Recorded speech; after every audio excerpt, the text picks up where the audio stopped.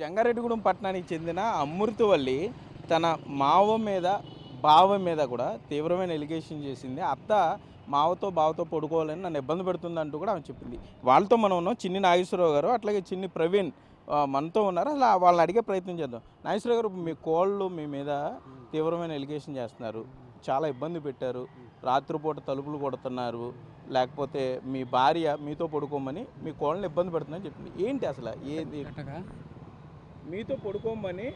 ఏమండి అవన్నీ కోడలు అనేది నాకు కూతురు కన్నా ఎక్కువ. నాకు ఆడపిల్లలు లేరండి, నాకు కోళ్ళే. నాకు పెద్ద కోళ్ళు కూడా ఉంది. నేను అలాంటి మనిషిని కాదు. నాకు 62 సంవత్సరాలండి. షుగరు బీపీ ఇవన్నీ ఉన్నాయి. కానీ ఇవన్నీ కూడా కావాలని ఉద్దేశంతో మమ్మల్ని అల్లరి చేయాలి, మా దగ్గర ఏదో డబ్బు గుంజాలని ఉద్దేశంతో చేసిన పనులే. కానీ ఇంతకన్నా ఎక్కువ ఏమి లేదు సార్. పేపర్ బార్ మీరు గమనించుకుని యథార్థాన్ని చూసి మీరు అర్థం చేసుకోవాల్సిందిగా కోరుకుంటున్నాను. అట్లాగే మీ దగ్గర డబ్బు గుంజాలంటే వస్తుంది, మీకు ఆస్తుంటే ఎదురు కొడుకులు వస్తుంది కదా. పర్టికులర్ డబ్బులు గుంజేది ఉంది, కాపురం బాగానే ఉందని చెప్తున్నారు వాళ్ళు. ఏమండి కాపురం అంటే బాబు కొడుకు గొడవ పడుతున్నారండి. ఒక 4-5 రోజుల క్రితం 15 రోజుల క్రితం అలా పోలవరం వాళ్ళు నాలుగు కార్లు వేసుకుని ప్రభావికి ఇంటి కూడా వచ్చి మమ్మల్ని నేను ఎవరిని లెక్క చేయను. పోలీస్ స్టేషన్లో మీరు కేసు పెడితే నేను నేను 10 నిమిషాల్లో బయటకు వచ్చేస్తాను. నేనేం దడిసే పని లేదు. మమ్మల్ని ప్రభావం చేసి భయపెట్టి మమ్మల్ని ఎందుకన్నా మిమ్మల్ని భయపెట్టడం, లేకపోతే ఆవిడ మిమ్మల్ని ఆ మాట్లాడడం ఎందుకు వచ్చింది, ఏంటి ఇబ్బంది? వాళ్ళు చెప్పినట్టు వినాలి. వాళ్ళు ఎలా చెప్తే అలాగే కేసులు పెడతామన్నా చంపేస్తామన్నా వాళ్ళు చెప్పింది మేము వినాలి. దానివల్ల వాళ్ళు కావాల్సింది ఆస్తి, దాన్ని దృష్టిలో పెట్టుకుని ఈ ఆస్తి నాదండి. ఆస్తి మీ మనవాడికేగా. జనరల్గా తండ్రి ఆస్తి కొడుకు, కొడుకు ఆస్తి కొడుకు, అంతే కదా. ఇక మళ్ళీ తీసుకునేది ఏముంది అంటే తండ్రి ఆస్తి కొడుకు అంటే తండ్రి ఆస్తి కొడుకు అంటే నన్ను నా తనంతరం ఇస్తానండి. నేను ఇప్పుడు ఇవ్వలేను కదా, ఇవ్వలేను. కాబట్టి ఆవిడ ఇవ్వాలి, మా దగ్గర ఎంతో అంత డబ్బు గుంజాలనే ఉద్దేశంతో 15-20 రోజుల నుండి కూడా ఇక్కడే ఉంటూ ఇప్పుడు వరకు కూడా బాగానే ఉంటూ నేను మా పెద్ద కోళ్ళ దగ్గర ఉంటే ఇవాళ వచ్చి ఇలాంటి ఎలిగేషన్ పుట్టించి పిల్లలు పుట్టకుండా ఆపరేషన్ చేయించుకోమన్నారు. నేను చేయించుకోలేదు, నేను వీక్గా ఉన్నాను, అందుకనే ఈ మాటలన్నీ అన్నారు. అనరాని మాటలు అన్నారు. సభ్య సమాజం తలదించుకునే మాట. బావ దగ్గర పడుకుంటావా, మావ దగ్గర పడుకుంటావా, ఎందుకు ఆ పరిస్థితి ఎందుకు వచ్చింది అన్నారని మీరు నిజంగా అన్నారు?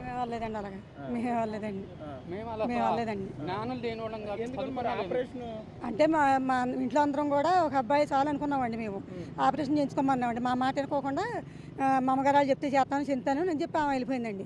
అంతేగాని పెద్ద ఆపరేషన్ కలిసి చేయించుకోమన్నాను. అందరం కూడా ఒక బాబు చాలు మాకు శుభ్రంగా చూసుకుంటే చాలని అన్నామండి. అంతేగాని వాళ్ళ దగ్గర పడుకోమంటాం, వీళ్ళ దగ్గర పడుకోమంటాం మాకు అలవాట్లేదండి. మేము కూతురులాగా చూసుకున్నాం కానీ వేరే రకంగా చూసుకోలేదండి. ఆపరేషన్ అయితే అందరూ అన్నామండి, ఒక బాబు చాలు మనకి, వాళ్ళు శుభ్రంగా పెంచుకుంటే చాలు అన్న. నాగేశ్వరరావు గారు పెద్ద అబ్బాయి, చిన్ని ప్రవీణ్ మీరే కదా. మరి మీ మదరు ఈ ఎలిగేషన్స్లో మీకేంటి సంబంధం? మీకు కానీ ఇది మేము పైన పోస్టుల్లో ఉంటామండి. పైన పోస్టుల్లో ఉంటాం, మేము కింద పోస్టుల్లో వాళ్ళు ఉంటారండి. అయితే ఈ గొడవలు పెట్టుకోవడానికి జనాన్ని ఎవరినో వాళ్ళ సంబంధం లేని వాళ్ళే, వాళ్ళ ఫ్యామిలీకి సంబంధం లేని ఎవరినో 10 మందిని తీసుకొచ్చి డాడీ మీదకి, నాన్నగారి మీదకి గొడవ తీసుకొచ్చి డాడీ ఒంట్లో పోతే ఆమె మొన్న కొట్టడానికి మీదకి వచ్చారండి. ఆ మీదకి వస్తున్నారని మేము అలాగే మళ్ళీ వస్తారని మేము గేటు తాళం వేసుకుంటున్నాం. ఆ తాళం వేసుకుంటున్న దాన్ని వాళ్ళు ఆ అమ్మాయిని బంధించారని చిత్రీకరించి అలా మాట్లాడుతున్నారు తప్ప. 13 రోజులు మీరు గదిలో పెట్టేశారు, కరెంట్ తీసేశారు, నీళ్ళు 13 రోజులు నీళ్లు లేకుండా కరెంట్ లేకుండా ఎవరైనా ఉంటారా?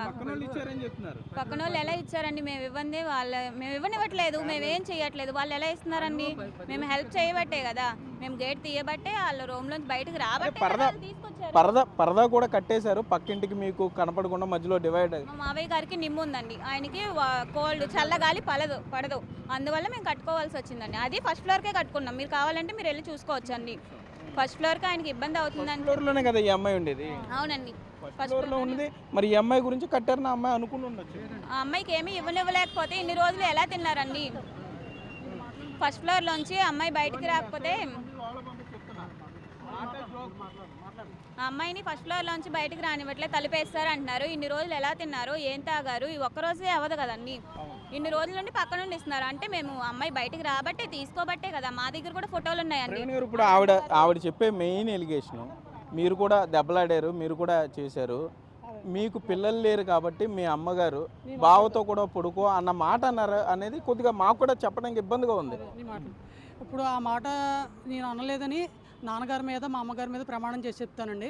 అదే మాట ఆ అమ్మాయిని వాళ్ళ అబ్బాయి మీద వాళ్ళ అమ్మగారి మీద ప్రమాణం చేసి చెప్పాలని మీరు అన్నారని చెప్పట్లా, మీ మదర్ అన్న ఆవిడ వాళ్ళ అత్తయ్య గారు అలా అనంటే కనుక వాళ్ళ అబ్బాయి మీద వాళ్ళ అమ్మగారి మీద ప్రమాణం చేసి చెప్పమంటే అప్పుడు మేము ప్రమాణం చేసి ఎవరి ముందు మాట్లాడమని మాట్లాడతాం. అది నిజమైతే కనుక అది ఎలా జరగాలో అలాగే జరుగుతుంది. అంటే ఇది ఫ్యామిలీ డిస్ప్యూట్ కింద చూడాలంటారా? భార్యాభర్తలు గొడవ, అత్త కోడళ్ళ గొడవ, ఫ్యామిలీ డిస్ప్యూట్ అంటే మీరు వాస్తవాలు చెప్తున్నారు కాబట్టి మాట్లాడతాం. అత్త కోడళ్ళ గొడవ, భార్యాభర్తలు గొడవేనండి. మా తమ్ముడు బయట ఉండమన్నాం, ఆడు ఇక్కడ వాళ్ళందరూ జనాలు వేసుకొస్తున్నారు, మాకు భయంగా ఉంది, నువ్వు కొంత గొడవలొద్దు, నాన్నగారికి ఇబ్బంది అవుతుంది, బయట కోపరం ఉండమంటే బయట ఆడు రెంట్కి తీసుకుని ఆ గదిలో ఉంటున్నాడు. తర్వాత మేము ఆ మంచం అది ఫ్యాన్ కూడా అక్కడికి షిఫ్ట్ చేసామండి. మర్చిపోయి ఆ గదిలో మంచం కూడా తీసేశారు, ఫ్యాన్లు తీసేశారు, అది కూడా లైట్లు తమ్ముడు అక్కడ వేరే చాలా సీలింగ్ లైట్స్ ఉన్నాయండి. లైట్స్ కావాలంటే వాళ్ళు చాలా లైట్లు కూడా వేసుకోవచ్చు. ఏమీ లేకుండా మమ్మల్ని ఇలా రోడ్ మీదకి లాగాలని అది ఆ ఇంట్లో అది వేరే ఉంటున్నాడు కదండి, అక్కడికి వెళ్ళాలి. ఆ అమ్మాయి భర్త ఎక్కడ ఉంటే అక్కడికి వెళ్ళాలి. అక్కడికి వెళ్ళకుండా ఇక్కడ ఉండి ఏదో ఉద్దేశంతో గొడవ చేసి ఇదంతా అబద్ధం విషయాలు మాట్లాడుతుంది. అప్పుడు భర్త ఎక్కడ ఉండే అక్కడికి వెళ్ళాలి, అమ్మాయి అక్కడికి వెళ్ళకుండా ఇక్కడే ఉంటూ. అంటే భర్త రంజిత్ తల్లి మాటే వింటాడు, తల్లి ఏం చెప్తే అది చేస్తాడు. బహుశా మీరు కూడా అందరూ తల్లి మాట వింటారు, అందులో నో డౌట్. కానీ ఇది కొద్దిగా ఎగ్జాగరేటెడ్ అయ్యి ఆ అమ్మాయి ఇబ్బంది పెట్టే పరిస్థితి వచ్చింది అనేది. ఇబ్బంది పెడితే ఇప్పుడు ఆ అమ్మాయి ఇన్ని రోజుల నుంచి ఇలా అంటుంది కదండి, ఫాల్స్ ఎలిగేషన్ పెడుతుంది కదా. అది మీ అప్పుడు ఆ మాట అన్నప్పుడే వెంటనే ఫోన్ కూడా ఉంది, వీడియోలు తీస్తున్నారుగా. 15 రోజుల నుంచి ఫోన్ చేసి మాట్లాడి పోలీస్ కంప్లైంట్ ఇవ్వచ్చు కదండి. ఇవన్నీ వీడియోలు తీస్తున్నారు, ఫోటోలు తీస్తున్నారు. మరి అవన్నీ ఉన్నప్పుడు ఫోన్ కూడా ఉంది అమ్మాయి దగ్గర. ఫోన్ ఉంటే వాళ్ళకి పోలీసులకి ఎవరికొకరికి ఫోన్ చేసి ఇలా టార్చర్ చేస్తున్నారండి, ఇలా చేస్తున్నారండి ఎందుకు చెప్పట్లేదండి? అమ్మాయి మరి ఆ అమ్మాయి అలా నిజంగా చేసి ఉంటే ఆ అమ్మాయి ఫోన్ చేసి కంప్లైంట్ పెట్టాలి కదండి, ఎందుకు పెట్టట్లా? ఏంటి మీరేం చెప్తారు, ఆఖరిగా ఏం చెప్తారు? ఏం చెప్పమంటారండి, మా ఇంట్లో అయితే అండి వాళ్ళకి అందరం అమ్మాయిని కూతురులాగా చూసుకుంటున్నామండి. మాకైతే ఏ తేడా లేవండి, అందరూ బాగుంటారు చాలా అని చెప్పి మేము ఇప్పుడు ఆపరేషన్ గురించి వచ్చింది గొడవ అంతా మీకు అర్థమవుతుంది. అది ఆపరేషన్ గురించి కాదండి, ఆస్తి గురించి వచ్చిందండి. అంతే ఎప్పుడో అయిపోయిందండి, చేయించుకోలేదు, చేయలేదు, వాళ్ళని మేము వదిలేసామండి. అన్నారా ఆ మాట, బావా మావ అన్న మాట అన్నారు? లేదండి, అసలు ఏం లేదు. మా అమ్మాయిని అదేండి మా అమ్మాయిని కూతురులాగా చూసుకున్నామండి మేము. అలాంటి ఏం లేదు, ఏం పుట్టించుకున్నది మాకైతే తెలియదండి. అదండి ఏమండి, ఇప్పుడు నేను నా దేవుడి మీద కానీ, కొడుకు మీద కానీ, భార్య మీద కానీ, ఎవరి మీదైనా సరే నేను ప్రమాణం చేసి ఇలాంటి దౌర్భాగ్య మాటల్ని నేను మాట్లాడలేదని నేను మీకు చేసి ప్రమాణం చేస్తున్నాను. వాళ్ళు కూడా ఇలాగ అన్నారని. సరే, అయింది అయిపోయింది. కొడుకు కోళ్ళని కలిపి వాళ్ళ కాపురాన్ని చక్కదిద్దుతారు. మీ మనవడు కూడా బాగున్నాడు, తెల్లగా ఉన్నాడు, సంవత్సరం బాబు, మీకు ప్రేమ ఉంటుంది కదా మనవడు. వాళ్ళ ముగ్గురిని జాగ్రత్తగా వేరే పెట్టి చెప్తున్నారు ఆవిడ. అట్లా నేను చెప్పేదండి, మేము ఇప్పటికి వారం రోజుల నుండి బాబు బయట ఉంటానే ఉంటూ మంచం ఫ్యాను అక్కడ తీసుకెళ్ళి ఆ అమ్మాయిని నువ్వు కాపురానికి అక్కడికి రమ్మంటే నేను రాను, ఇక్కడే ఉంటాను, నాకు ఈ ఆస్తిలో హక్కు ఉంది, నేను హక్కుదారుని అని హక్కుదారంటే నేను ఇవ్వాలి కదా సార్. నా తనంతరం ఇస్తాను నేను, నా పిల్లలకి నా తనంతరం ఇస్తాను నేను. ఆస్తి నాకు హక్కు ఉంది, నేను ఇక్కడే కూర్చుంటాను, నేను వెళ్ళను అని అందండి. అంతేగాని ఆ అమ్మాయిని కోళ్ళకి ఏం చెప్తారు? మీ కోళ్ళు కూడా చూస్తుంది ఇది తర్వాత యూట్యూబ్లో. మీ కోళ్ళకి ఏం చెప్తారు, మీరు ఏం చెప్పాలనుకుంటున్నారు? నేను మా కోళ్ళకి చెప్పేది ఏంటంటే, కూతురుతో సమానురాలైన కోడలు, నేను ఎలాంటి దౌర్భాగ్యం మాటలు కానీ, నేను అన్నం తినే మాటలే మాట్లాడతాను కానీ అలాంటి అన్నం తినని మాట్లాడిన నేను ఎప్పుడు కూడా అయ్యప్ప మాల వేసుకున్నాను, 5 సార్లు గుడికి వెళ్ళి వచ్చానండి. నేను ఎప్పుడు కూడా నాకు బ్యాడ్ అసలు అనేది చరిత్ర లేదు. మీరు కావాలంటే మార్కెట్లో కానీ మీ ఇష్టమైన చోట కానీ ఎక్కడైనా ఎంక్వైరీ చేసుకోండి. వాళ్ళు కేవలం కావాలని మమ్మల్ని అల్లరి చేయాలని, మమ్మల్ని ఈదిలోకి లాగాలని ఉద్దేశంతో మాట్లాడిన మాటలు తప్పితే ఇందులో వాస్తవమైన మాట ఒక్కటి కూడా లేదని మీ మీ విలేకరులకని నేను అందరికీ మనవి చేసుకుంటున్నాను సార్. అయితే మొత్తం మీద చిన్ని నాగేశ్వరరావు ఒక వెర్షన్ చెప్తున్నారు.